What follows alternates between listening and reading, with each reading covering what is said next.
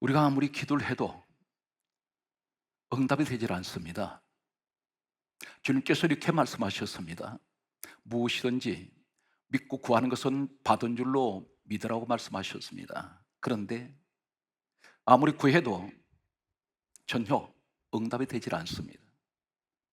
왜 그렇습니까? 우리는 이러한 사실 앞에서 갈등할 때가 있습니다. 회의를 느낄 때가 있습니다.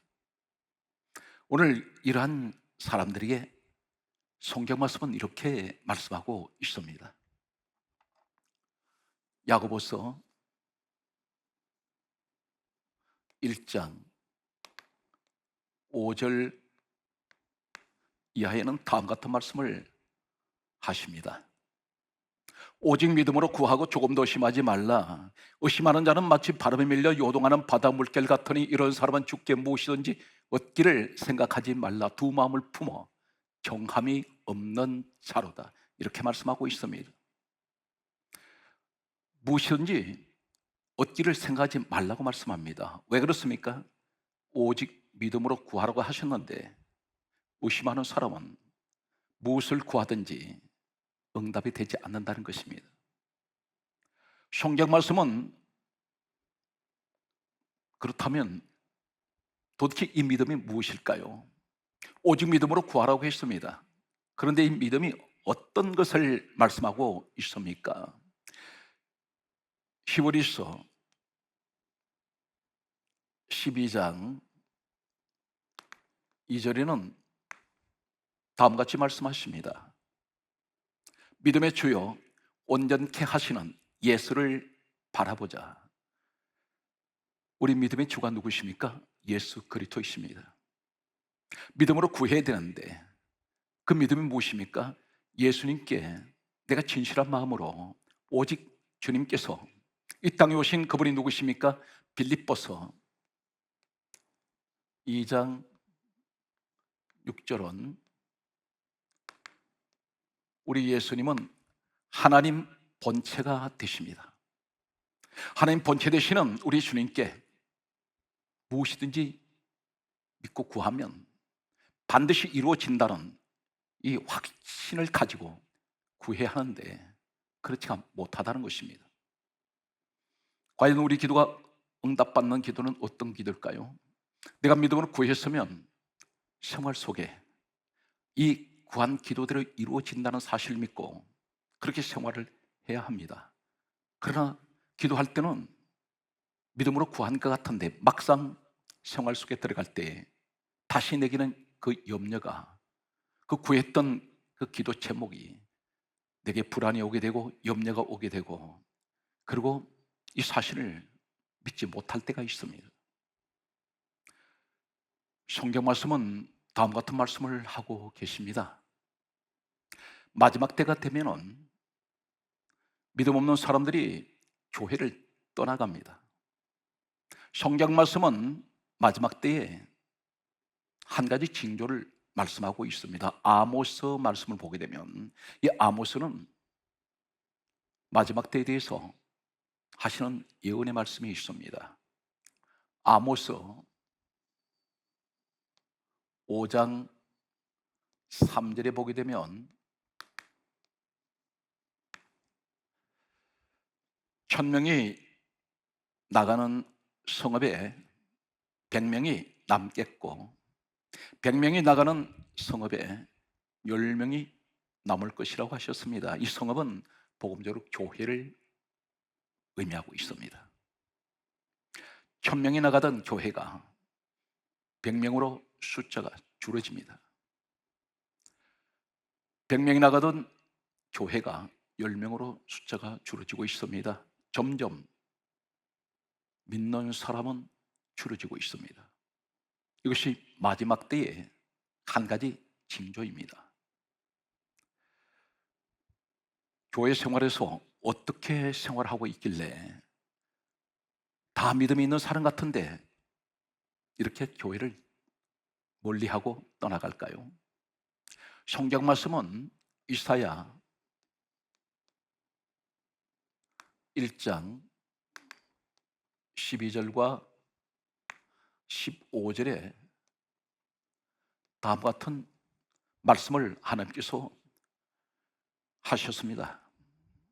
이사야 1장 12절은 이렇게 말씀하고 있습니다. 너희가 내게로 보이러 오니 내 마당만 밟을 뿐이니라. 보이러 온다고 말씀합니다. 형식주의자들, 믿음이 없습니다. 타성에 젖어 있습니다. 믿는 것 같은데, 그런데 실상은 그 마음속에 믿음의 주가 되시는 예수 그리스도에 대한 믿음이 없습니다. 성경 말씀은 이렇게 말씀합니다. 마당을 밟는다 말씀합니다. 마당 신자라는 것입니다. 이런 사람의 교환에서 하시는 말씀은 이사야 1장 15절에 다음과 같은 말씀을 하십니다. 많이 기도할지라도 그 기도를 듣지 아니하신다고 말씀합니다. 기도 응답이 되질 않습니다. 내 마음에 진실한 마음으로 예수 그리스도께서 이 땅에 오신 그분이 하나님이신데, 하나님 본체 되시는 예수 그리스도께서 이 땅에 오셔서 십자가에서 나를 위해서 죽으시고, 나는 그분의 예수 그리스도의 피로 말미암아 요한일서 1장 7절에 예수의 피로 나는 모든 죄에서 깨끗함을 받았습니다. 그러므로 요한복음 1장 12절에 말씀합니다. 영접하는 자 곧 그 이름을 믿는 자들에게는 하나님의 자녀되는 권세를 주셨습니다. 나는 예수 그리스도를 말미암아 하나님 자녀가 되고 있습니다. 이 믿음의 확신을 가지고 있는 사람이 있습니다. 반면에 전혀 이 믿음의 확신이 없는 사람이 있습니다. 진정으로 하나님께서 살아계시고 그분이 전능하신 하나님이며 천지 우주 만물을 창조하신 하나님으로 믿는다면, 내가 구하는 이 기도가 주님이 말씀하신 대로 무엇이든지 믿고 구하는 것은 받은 줄로 믿으라 말씀하신 이 사실을 확신할 것입니다. 그런데 구할 때는 믿음으로 구한 같았는데 막상 생활 속에서는 그 믿음은 없습니다.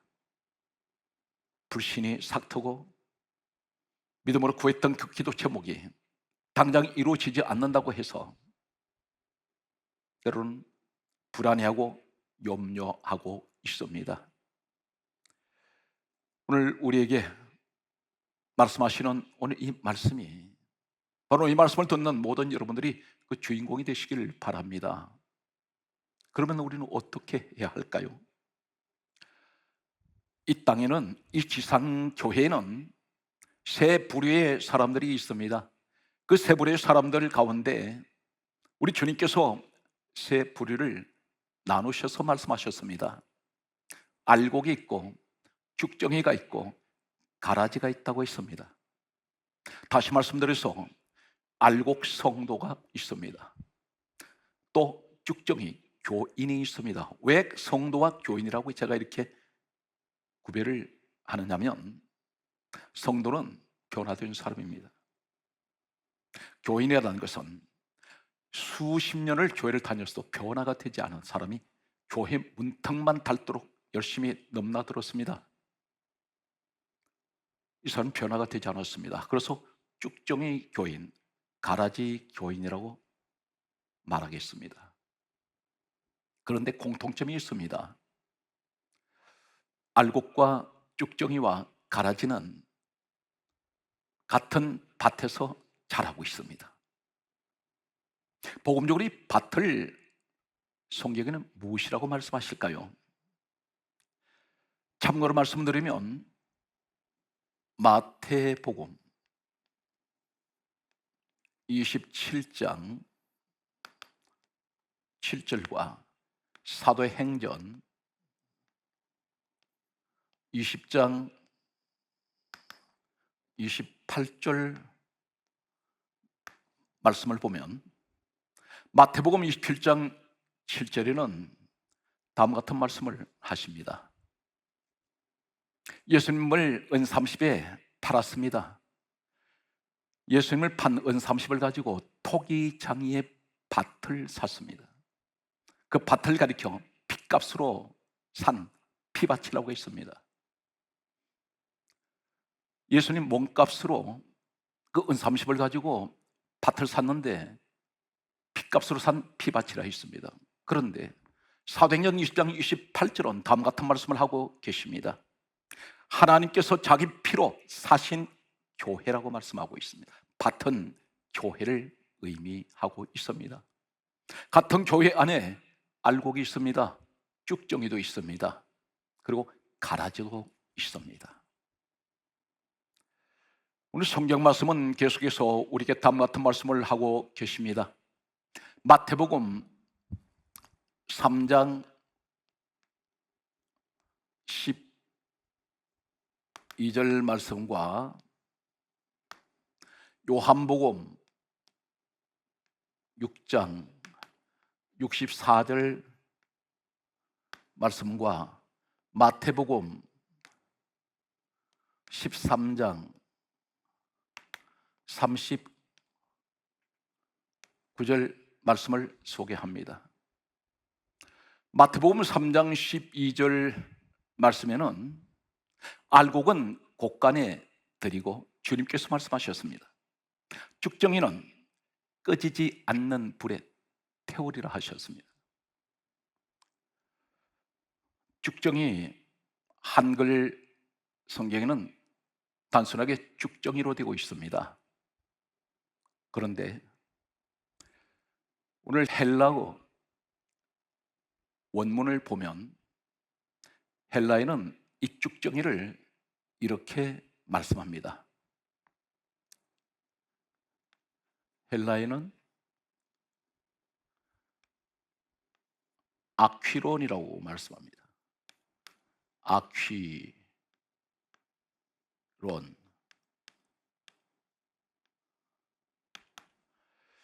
이 말이 무슨 뜻이냐면 빈 껍데기라는 그런 의미를 가지고 있습니다. 빈 껍데기.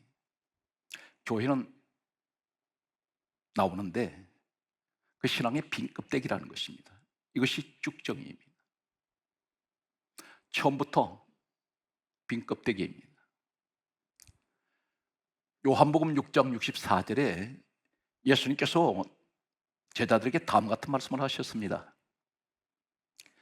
주님께서 하시는 말씀이 너희 중에 처음부터 믿지 않는 자들이 있느니라 하시니 이는 믿지 않는 자들이 누구며 그를 팔자가 누구인지 처음부터 아심이라 이렇게 말씀하고 있습니다.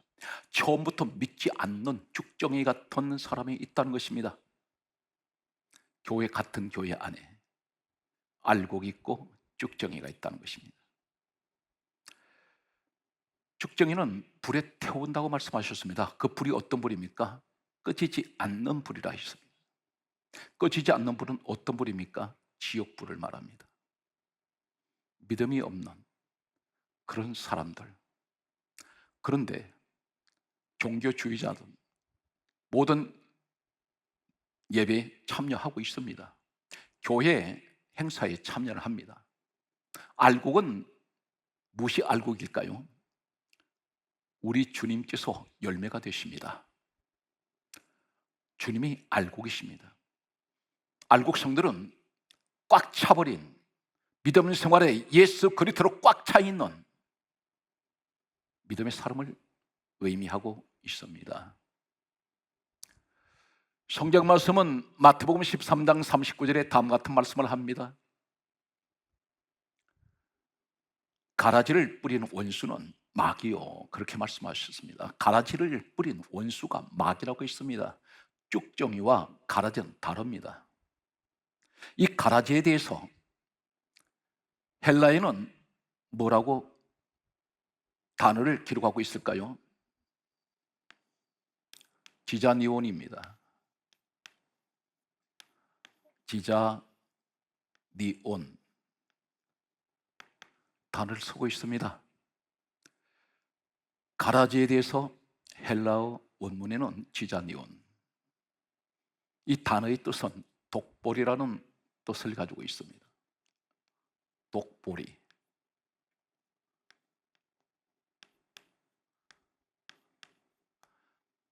독이 있는 보리입니다. 신기한 것은 이 가라지는 같은 밭에 알곡과 죽정이와 가라지가 같이 자랄 때에 놀랍게도 이 가라지는 알곡 모습과 똑같습니다. 전혀 구별이 되지 않습니다. 그런데 한 가지 다른 것은 열매가 다릅니다. 이 열매를 먹으면 사람이 치명적인 독으로 인해서 위험해질 수가 있습니다. 자칫하면 사망까지 갈 수가 있습니다.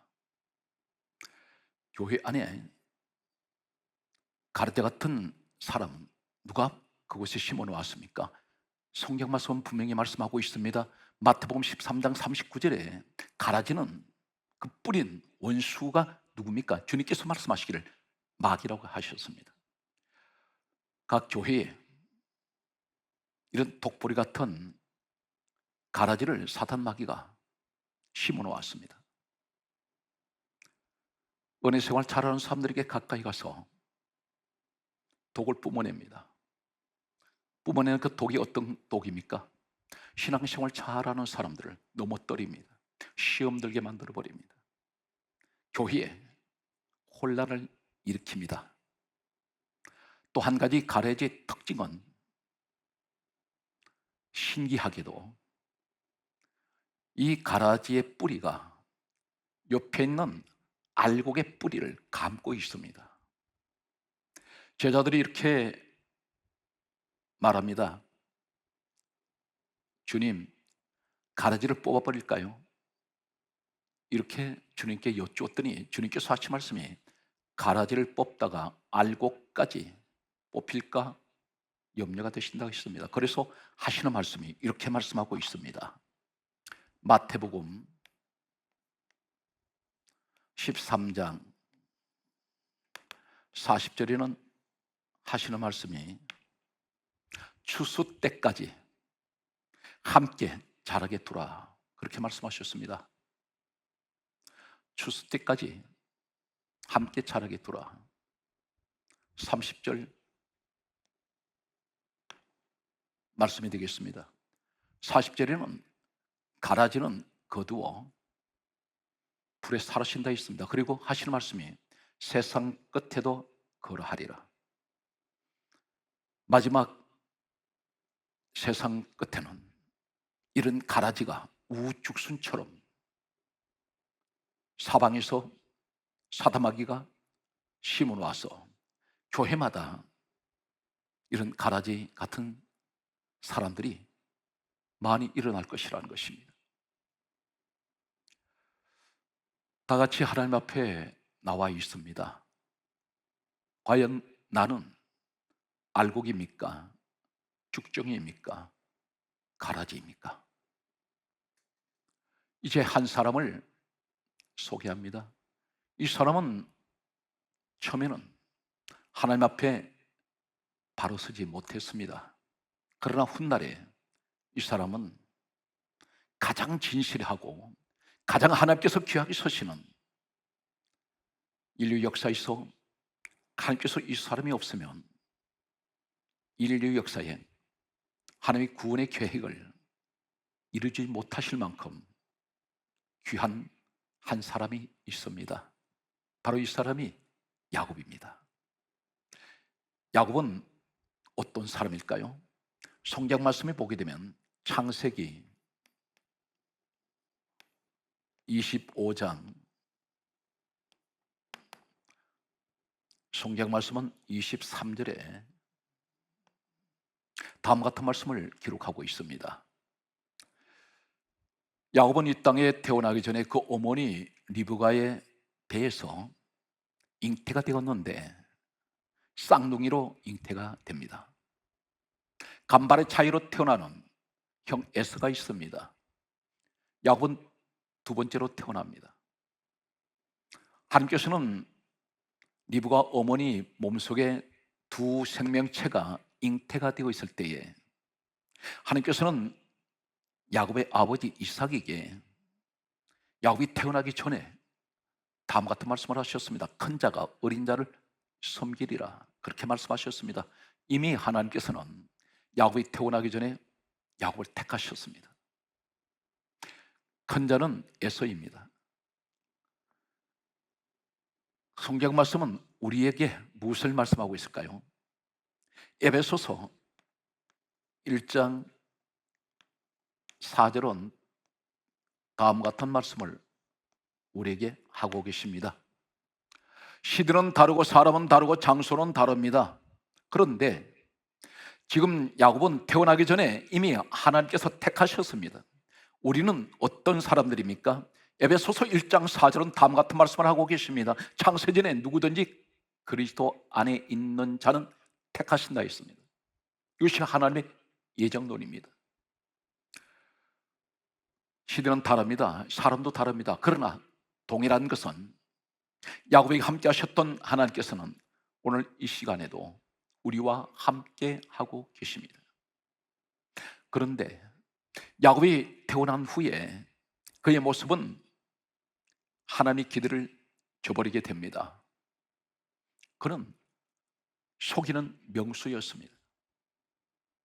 그는 좀 극단적으로 말씀드리면 사기꾼이었습니다. 속인다는 것은 사기입니다. 이 사람을 우리 하나님께서는 이사야 41장 14절에 다음과 같은 말씀을 하셨습니다. 한글 개역 성경에는 버러지 같은 너 야곱아 그렇게 말씀하셨습니다. 버러지 같은 야곱. 다른 말로는 지렁이 같은 야곱이라고 부르셨습니다. 버러지, 벌레만도 못한 인생. 지렁이라면 어떤 의미를 가지고 있습니까? 지렁이는 가장 악취가 나는 시궁창에서 살고 있습니다. 지렁이는 땅에만 뒹굽니다. 지렁이는 땅밖에 모릅니다. 하늘을 올려다볼 수 있는 그런 머리를 들 줄 모릅니다.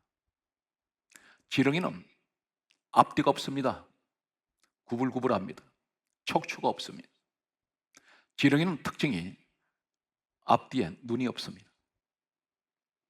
줏대 없이 사는 인생, 기회주의자.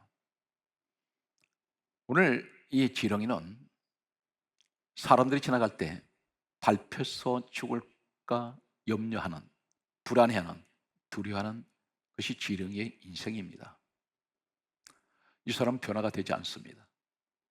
하나님께서는 처음부터 택하셨습니다. 우리를 택하셨는데 우리의 모습은 과연 어떻게 지금 어떤 모습으로 하나님 앞에 서 있습니까? 나는 세상 비위를 맞추고 살아가고 있고 줏대 없이 살아갑니다. 세상 것이 전부인 것 같이 살고 있습니다. 그것이 어디입니까? 지렁이가 살고 있는 시궁창 같은 가장 악취가 나는 죄악 세상에서 그렇게 묻혀서 살아가고 있습니다. 지렁이같이 단 한 번도 하늘을 올려다보지 않습니다. 하늘에 소망을 두지 않습니다. 이러한 인생에게 오늘 성경 말씀을 보게 되면 이 야곱이 적나라하게 드러나는 변화되지 않았던 그의 모습을 성경이 이렇게 고발하고 있습니다. 성경 말씀은 창세기 25장 31절 말씀을 보면 세상에서 하나밖에 없는 친형제가 바로 에서입니다. 그런데 이 에서가 상냥을 하고 시장한 나머지 집으로 돌아왔을 때에 너무 배가 고팠습니다. 이때 집에 있던 야곱이 죽을 쓰고 있었습니다. 야곱에게는 죽이 있었습니다. 에서가 이렇게 말합니다. 내가 시장하니 죽을 먹게 해달라고 했습니다. 그 붉은 것을 먹게 해달라고 말할 때에 야곱이 창세기 25장 31절에 다음 같은 말을 합니다. 형의 장자 명물을 내게 팔라 이렇게 말합니다. 세상에 두 형제밖에 없습니다. 어쩌면 이 두 형제 관계에는 한 형제가 생명이라도 필요하면 내줄 수 있는 관계이어야 합니다. 그런데 에서는 죽 한 그릇도 그냥 주지 않습니다. 대단히 계산적이고 개인주의 그리고 이기적인, 항상 자기 자신 중심으로 생각하는 사람이 바로 야곱이었습니다. 야곱은 주간 그릇 가지고 에서의 장자권을 가지고 흥정을 하고 있습니다. 형이 가지고 있는 장자권 축복을 빼앗으려고 했습니다. 결국은 이 주간 그릇에 에서는 자신이 가지고 있던 장자권을 야곱에게 넘겨주게 됩니다. 대단히 인간으로서는 할 수 없는 비도덕적인 이러한 모습을 야곱을 통해서 보고 있습니다. 또한 사실은 이삭 아버지가 나이가 많아서 눈이 어두워졌습니다. 앞을 보지 못했습니다. 그때에 야곱이 창세기 27장 19절 말씀에 보면 야곱이 아버지 이삭에게 나아가면서 이렇게 말합니다. 아버지, 맏아들 에서입니다. 그러면서 아버지를 속이고 아버지를 사기치면서 아버지에게 형이 받아야 될 장자의 축복권을 아버지로부터 받게 됩니다. 성경 말씀은 계속해서 야곱에 관해서 다음 같은 말씀을 하고 있습니다. 창세기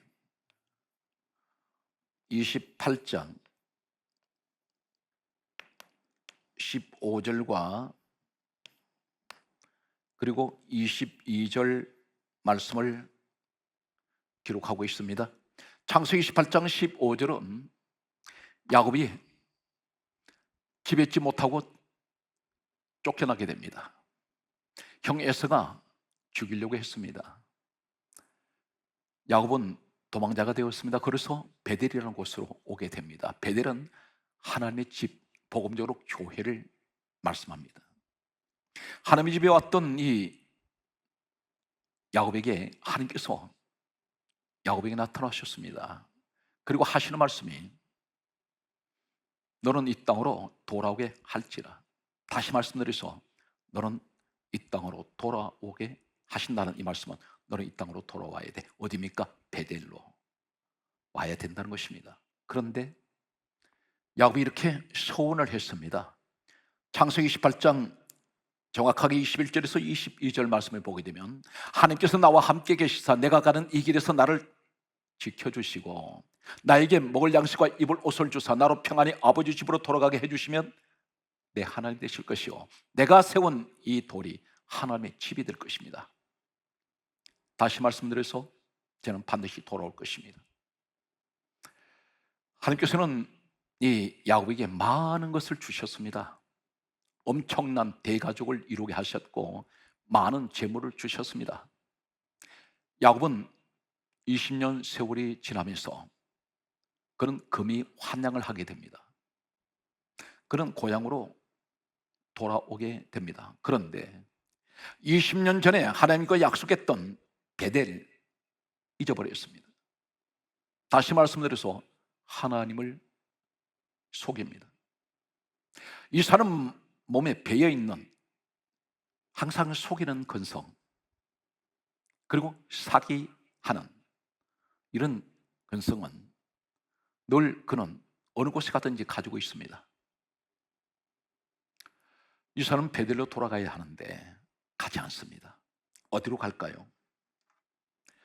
한 가지 참고로 말씀드리면 이곳은 유목민 생활하는 유대인들은 대개가 텐트를 치게 됩니다. 사막지대에 살아가는 그들은 텐트 생활을 하고 있습니다. 그런데 이 사람이 어디로 가느냐면 창세기 33장 17절 말씀을 보면 숫곳이라는 곳으로 오게 됩니다. 당시의 고대 역사를 보게 되면 고고학 자료에는 이렇게 기록되어 있습니다. 이 숫곳이란 곳은 향락의 지역이었습니다. 그곳은 음란 문화가 있었고 타락 문화가 뿌리 깊이 박혀 있는 곳입니다. 이 사람은 그곳이 너무 좋았습니다. 그곳에 가서 성경 무엇이라고 강조합니까? 창세기 33장 17절에 보게 되면 야곱이 숫곳에 이르러 자기를 위하여 집 짓고 짐승을 위하여 우리간을 지었다고 말씀하고 있습니다. 지었습니다. 텐트를 쳤다는 말씀이 아닙니다. 장막을 친 것이 아니라 집을 지었다는 것은 정착을 하려고 했습니다. 하나님께서는 베들로 오라고 하셨는데 이 사람 가지 않습니다. 지난 20년 동안 이 사람은 평소에 성경에 보게 되면 늘 기도했던 사람이 아닙니다.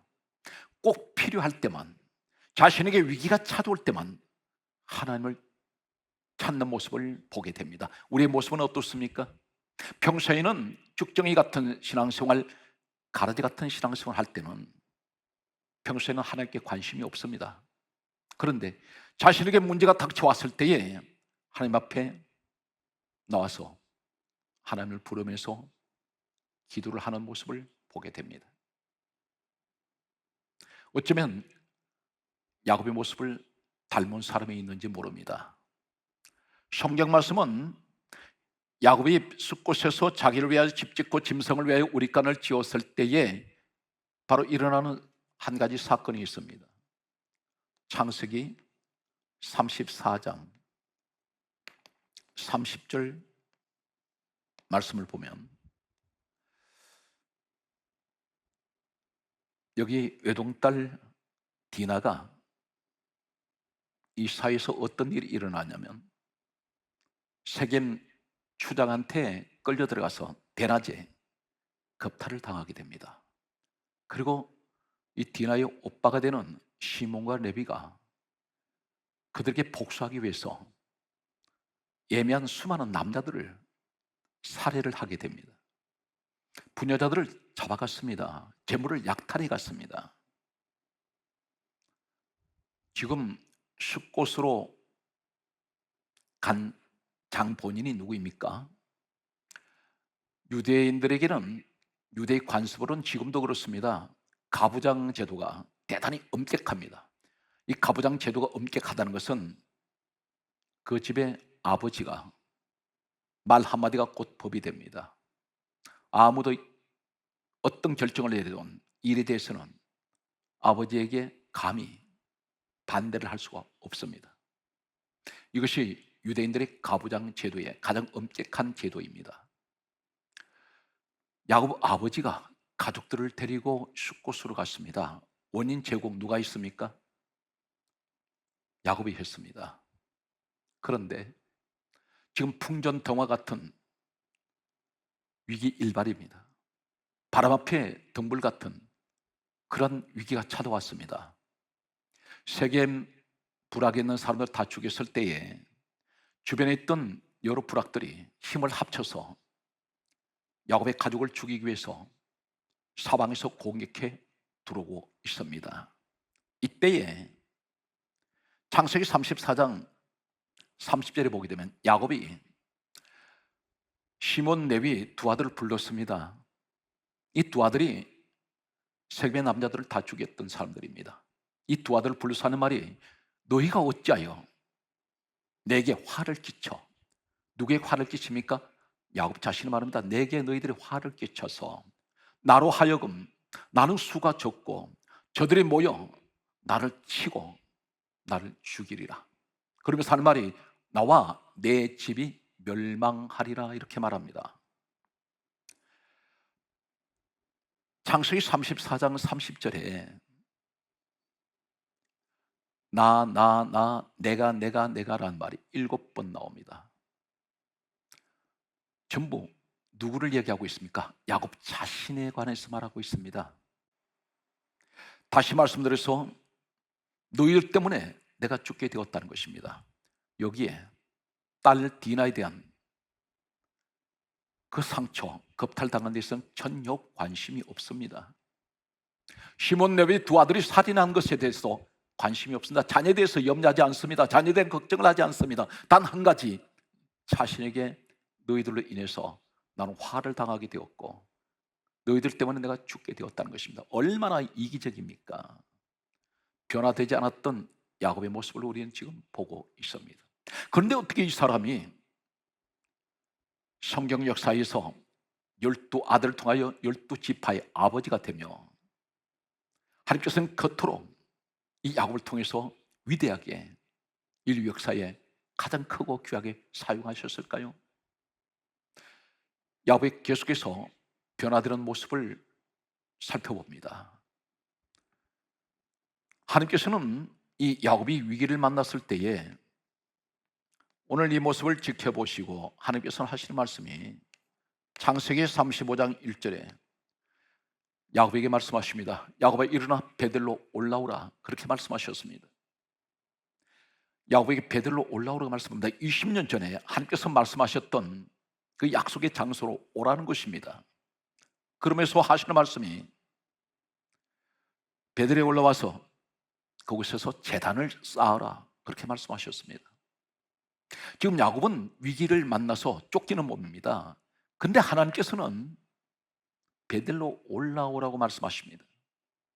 하나님께서 막아주시려고 야곱의 영을 가족을 지켜주시기 위해서 하시는 말씀이 그 피난처가 어디입니까? 베델, 오늘날 교회입니다. 사랑하는 성도 여러분, 환난을 만나는 이 시대에, 이 재난 시대에 어디가 하나님께서 지켜주시는 피난처가 됩니까? 바로 교회입니다. 야곱은 하나님 말씀을 듣고 가족들을 데리고 이제 베델로 올라가게 됩니다. 그런데 한 가지, 오늘 전체 말씀의 주제가 되는 한 가지 대단히 중요한 한 사실을 성경은 지적을 하고 있습니다. 그 내용이 창세기 35장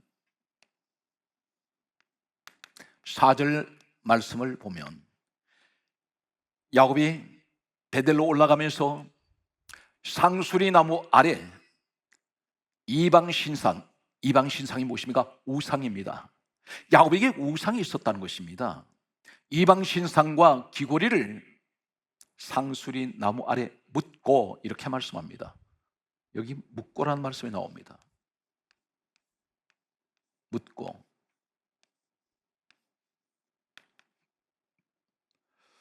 우리는 단순하게 야곱이 올라가면서 이제는 진정으로 회개하고 그리고 모든 것을, 자신이 가지고 있던 모든 것을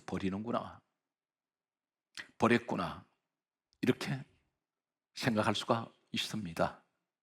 오늘날 이 시대에 우상이 무엇일까요? 골로새서 3장 5절에서 6절 말씀을 보게 되면 이렇게 말씀하고 있습니다. 탐심은 우상 숭배니라. 이것들로 말미암아 하나님의 진노가 임하시느니라. 그렇게 말씀하십니다. 우리의 탐심, 이것이 지금은 이 시대의 우상이라는 것입니다. 야곱은 자신이 가지고 있던 이방신상 우상을 묻었습니다. 그런데 묻고란 이 말씀이 어떤 말씀이냐면, 히브리어에는, 구약 성경은 히브리어로 원어가 되어 있습니다. 타만입니다.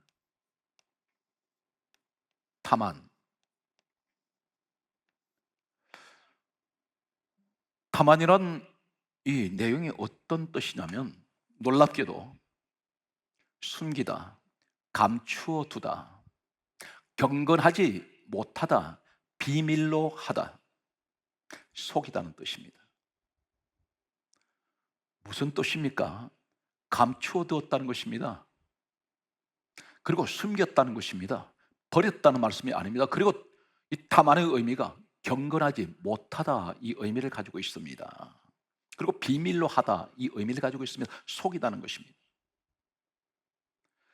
지금 야곱이 이방신상과 귀고리를 상수의 나무 아래 묻었는데, 이것이 진실한 마음으로 그것을 완전히 버린 것이 아니라 숨겨두었다는 것입니다. 똑같은 이 타만이라는 이 단어를 사용하고 있는 구체적인 내용이 여호수아 7장 21절 말씀에 보면 아간이라는 사람이 있습니다. 아간이 여리고성에, 하나님께서는 여리고성을 점령하실 때에 여리고에서 있는 모든 물건은 하나님께 바치라고 하셨습니다. 손대지 말라고 하셨습니다. 그런데 아간이 여리고성에 있는 물건을 훔쳤습니다. 도둑질했습니다. 그리고 자신의 장막에 그것을 감추었습니다. 바로 이 말씀이 여호수아 7장 21절에 아간이 장막에 자신의 여리고에서 훔친 물건을 감추었다는, 이 감추고, 이 말이 탐안입니다. 한마디로 야곱은 하나님을 속입니다. 우리가 지금 하나님 앞에 나올 때 이렇게 말합니다. 하나님, 나는 이제 탐심을 버렸습니다. 세상 욕심을 버렸습니다. 골로새서 3장 5절에 탐심은 우상 숭배라고 했습니다. 그런데 이것이, 야곱은 왜 그것에다가 숨깁니까? 하나님을 속인 것은 언젠가는 그것을 찾아가겠다는 것입니다. 우리 신앙생활이 떨어질 때에, 은혜가 떨어질 때 다시 내 마음속에 묻어두었던 탐심은 다시 일어나기 시작하고 그것을 다시 내가 찾는 것과 같습니다. 이때 이 야곱에게 환난이 닥쳐옵니다. 전혀 예기치 못했던 엄청난 시련이 이 사람에게 닥쳐오기 시작합니다. 바로 이 사건이 창세기 35장 4절 사건이 있고 난 후에 어떤 일이 일어났습니까? 야곱에게는 이 세상에서 가장 사랑하는 세 가지가 있었습니다. 그 세 가지 가운데 첫 번째는 14년을 처가살이를 하면서 맞이한 아내 라헬이 있습니다. 눈에 넣어도 아프지가 않습니다. 14년 동안 젊은 사람이 청춘을 다 바쳤습니다. 늘 이 라헬을 사랑했고 늘 라헬에게 늘 가까이 했던 이 라헬이 바로 창세기 35장 4절 이하에 이 타만 사건이 있고 난 후에 가장 먼저 이 라헬이 이 생명을 하나님이 걷어가셨습니다. 라헬이 세상을 떠나버립니다.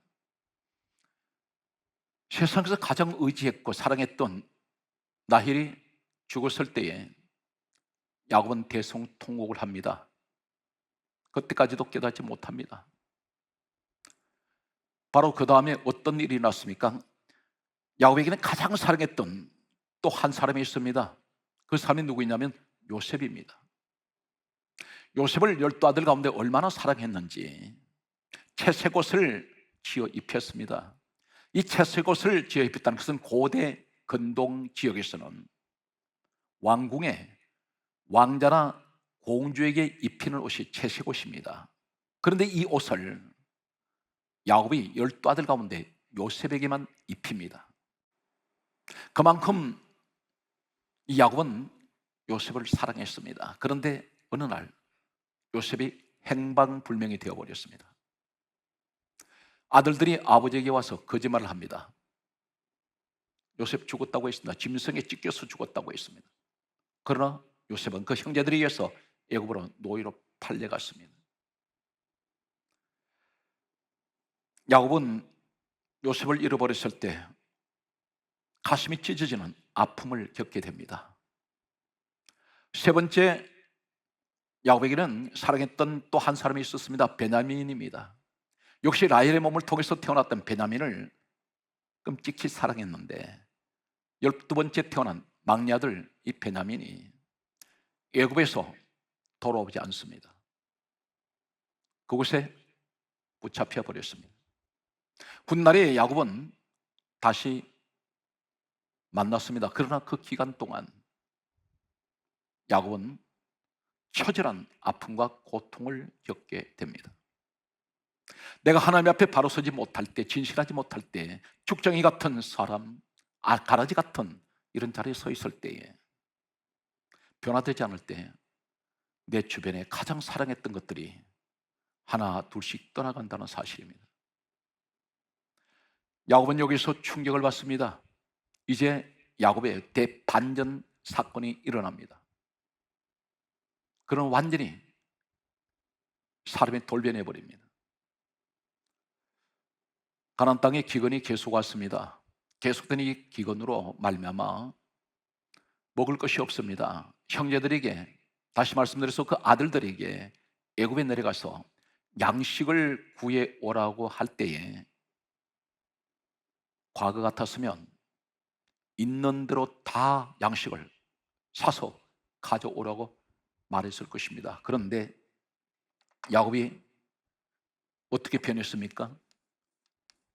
창세기 43장 2절 말씀 보면 이렇게 말합니다. 양식을 조금 사오라, 그렇게 말합니다. 조금이라 말은 일용할 양식입니다. 먹을 만큼만 가져오라고 말합니다. 그는 이제 욕심을 다 내려놓습니다. 야곱은 변화되었습니다. 이제는 말로만 변화된 사람이 아니라 그는 행동으로 완전히 변화된 사람입니다. 야곱은 이 땅에서 이제 세상을 떠나게 되었습니다. 그가 숨을 거둘 때 구약과 신약 성경에는 한 군데씩 임종 장면을 기록을 하고 있습니다. 창세기 49장 33절 말씀을 보면 야곱은 죽을 때에 숨을 거둘 때 두 발을 침상에 모으고, 이렇게 성경은 기록하고 있습니다. 왜 성경 말씀은 이 말씀을 기록하고 있을까요? 유대의 관습을 보게 되면 장례 문화는 죽음을 앞둔 이 사람의 발을 한 군데로 모은다는 것은 가장 하나님 앞에 경건하고 가장 진실한 모습으로 자신의 모습을 취하는 행동이 발을 침상에 모으는 것입니다. 야곱은 마지막 숨을 거둘 때에 가장 진실한 모습으로, 그리고 그는 가장 하나님 앞에 경건한 모습으로 하나님 앞에 죽음을 맞이한 그런 예배로 그는 마지막 생일을 마치게 됩니다. 신약에서는 히브리서 11장 21절 말씀에 보면 성경 말씀은 이렇게 기록하고 있습니다. 야곱은 죽을 때 그 지팡이 머리에 의지하여 하나님께 경배하며, 이렇게 기록하고 있습니다. 지팡이 머리에 의지했다고 했습니다. 왜 이 말씀을 기록하고 있을까요? 그는 자신의 욕심과 자신의 목적을 위해서 수단 방법을 가리지 않고 인생을 살아왔던 사람이었습니다. 그러나 그가 마지막 떠날 때 그에게는 마른 막대기 지팡이 하나밖에 없습니다. 이것이 우리의 인생이라는 것입니다. 이 땅의 모든 것을 다 두고 갑니다. 오늘 성경은 이 사실에 관하여 야곱의 모습을 통해서 우리에게 말씀하고 있습니다. 야곱은 이 땅을 떠나면서 모든 것을 다 버렸습니다. 오늘 이 사건 속에는 야곱의 회개가 있습니다. 오늘 성경 말씀은 이 야곱은 자신은 이렇게 떠나면서, 성경 말씀은 이렇게 기록하고 있습니다. 훗날에 수천 년이 흐른 후에 예수님께서 이 땅에 오셨을 때 마태복음 1장에 예수님 족보에 야곱이, 그 이름이 기록되어 있습니다. 하나님의 생명책에 야곱의 이름이 기록되어 있습니다. 사랑하는 성도 여러분, 우리는 지금까지 신앙생활이 때론 야곱처럼 수단 방법을 가리지 않고 세상에서, 나는 세상에 내 인생의 목표를 세상에 두고 살았습니다. 그런데 이제는 시간이 점점 흐르면서 우린 변해가야 합니다. 주님은 오늘 또 알곡 성도를 찾고 계십니다. 그리고 그 성도의 기도를 듣기를 원하십니다. 겉과 속이 똑같은 사람, 내가 마음속에 예수 그리스도를 생각하는 그 마음이 행동으로 나타날 수 있는, 우린 주님 앞에 가장 진실한, 이 시대에 하나님이 찾으시는 이제 변화된 하나님의 사람 되시기를 간절하게 소망합니다.